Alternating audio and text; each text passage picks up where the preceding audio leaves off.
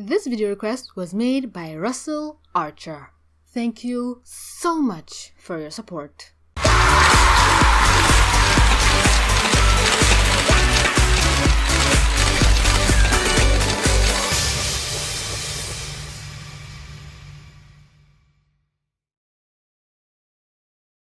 I can guarantee Russell is about to have a heart attack just by seeing this video. I've had this video on my to-do list for 6 months now, and thanks to the quarantine, I finally have time to sit down and get my thoughts together. And no, I'm not bullshitting you. The title of this video is fucking accurate. This show that was requested to me by Russell Archer, because if you donate $15 or more on my Patreon, you can request me to review any show you want. But back on point, he has so far 13 episodes, and I wish there was more because I just got so hooked on this world. But at the same time, it's so contained. I'm trying to be so vague, but it's about this vigilante woman, and at first you don't know how or why or what the fuck is even going on. You just know that this woman looks great in leather and she jumps from roof to roof, rooftop to rooftop, and she has these amazing powers. And whereas in modern shows now, every episode will end with a cliffhanger, okay, something more. Every episode just tells you what you need to know and moves on. It does. Lovely woman is pretending to be a man during the daytime and a crime-fighting vigilante at night. She has a love interest who really likes her, but she's like, oh no, you can't love me, I'm a monster.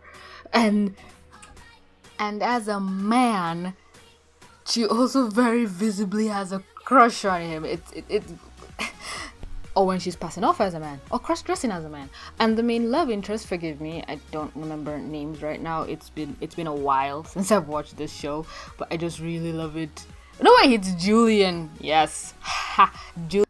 One of the main antagonists, or the main antagonist, is this little kid that I just want to end their life. Like, they nailed the fucking annoying child demographic in this character, like, so much. You are just exhausted with him, but at the same time you're like, yes, this is exactly how a child would act, which always counteracts the other child whose name I can't remember, who is also like a main character and an ally to Cybersix. And you see the two demographics. One of them is kind of like a street runt who steals to get by, and this one is like, oh, your dad's a supervillain, but you're so smart, and is like a little kid who has too much power. But this kid, I'm afraid for when he grows up, because he can run the world. But the other kid is also good. There's also this Chinese episode where, again, in this day and age, if this came out, I don't think people would be happy. But then again, it's like so refreshing to just watch a show and just turn off your brain and think, okay, back then this wasn't viewed as racist, but then again, just because it wasn't viewed as racist, was it not? You can argue it's the character designs and how this show wants to display the characters, because the design to me is kind of ugly. There's this thing they do with patches of hair and they just show like square blocks. I'm not really a fan of that, but after watching so many episodes, it kind of has a charm to it. You kind of just get used to it. You like it at one point. Okay, so I literally just had to pause this entire recording to go and make sure of the little kid's name, because it was driving me mental. And I was wrong. Of course, I'm an idiot. It's Lucas as the main love interest, and Julian is the little kid. I don't know why Julian came to mind. Maybe because she says his name a lot. This main character is so dramatic. She stands dramatic, she laughs dramatic, she poses dramatic. I miss when shows were this extra. The whole thing I even wanted to touch on was, I can't remember if Russell was the one that told me, but the kid, his design and the way he walks, it kind of implies, I don't know, like Nazi things, but again, I don't know, and my brain kind of just formats those kind of informations. And I read some reply told to me, or I read it, but the relationship between him and his boss, or him and somebody, I don't know, I think in the comic books. which is really strange because the person above him is his dad, but it also is kind of sort of implied that he's a clone.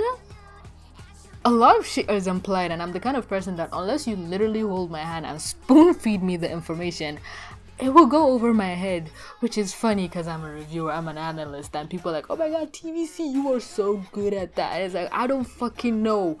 I'm a dumbass. Most of you people should know this before I do. So I always feel like if I notice something, 10 million people probably have before I did. Or I'm just that batshit crazy that I can connect things and it ends up being right.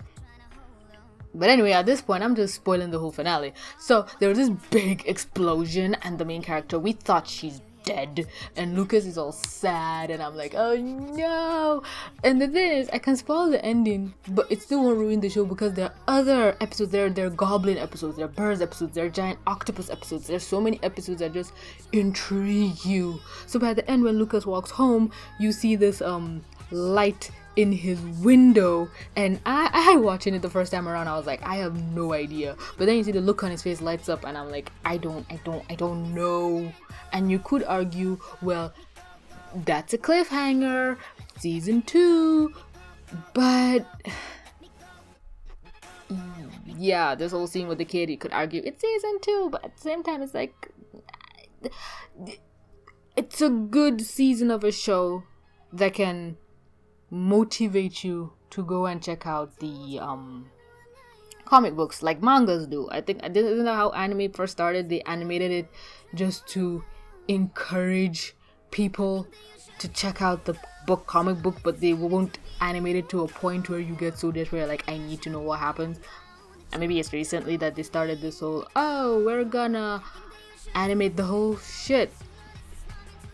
I'm looking for something right now, like, desperately. Episode 12 was such a good episode. It was when we find out, I think it was in episode 12, but we find out that the persona Cybersix is taking on, the person she's pretending to be, died violently and horribly in a car crash, but she just took on their appearance and name and everything, and it's just like, then that means that person that died was never properly mourned, which sucks ass. Or maybe there were more, but they just took their name and moved to a different city.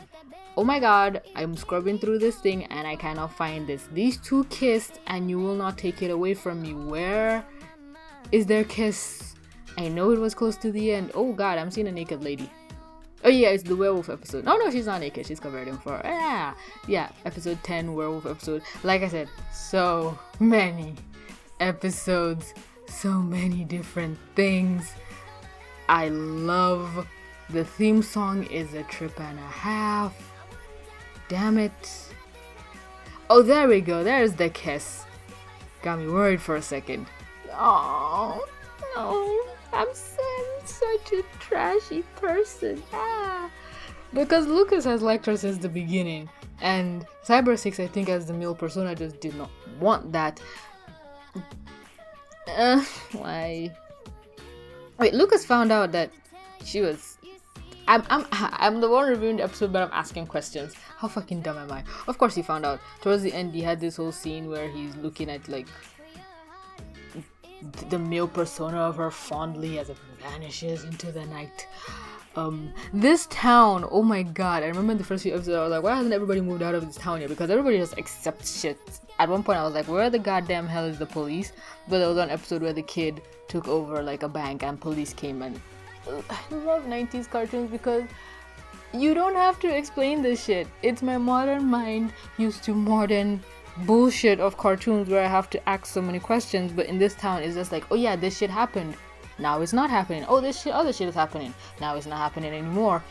And you don't hear like deaths and stuff like that, but in that final episode where it exploded, you think there'd be deaths, but it's not in the town. So yeah, I am hyper rambling, but I really liked this show and what it presented, and I wish, well, I won't wish there was more shows like this now because it'll be butchered, and it really is a relic of its time. A show like this now wouldn't work. I'm somebody that doesn't like recommendations, so it really took a while for me to even get the courage or interest really to watch this. And even as I did, I like the fact that it didn't force me to watch the next episode. So I could just watch 3 episodes today and that's it. Another episode tomorrow, maybe next week. I was able to watch it leisurely at my own pace, and I appreciate that. I don't want a show that makes me literally have a panic attack if I don't get to watch the next episode. Looking at you, Netflix, She-Ra, Castlevania. Stop, my blood pressure can't take this no more. But yeah, I hope Russell is happy with this review. I don't like it. I feel like I did garbage, but yeah. Oh hey, look, there's a page where they do credit. Oh no, it's animators. Fuck! Why won't they tell me the voice actors and who they voiced? Yeah. Thanks, your viruses, so much for clicking to watch. I know this is so random. I think this whole quarantine is messing with my brain. Is it cabin fever? They do say you can't focus because of cabin fever, but I don't. But yeah. Thanks for versus so much for clicking to watch. Do all the things. YouTube, what? Discord, Patreon, Twitter, merch store. I love your faces. Thank you for being here again. Should I start from the beginning? But yeah, thanks for versus so much for clicking to watch but with that being said, this is a slightly mentally going insane TVC. Mwah. Signing out.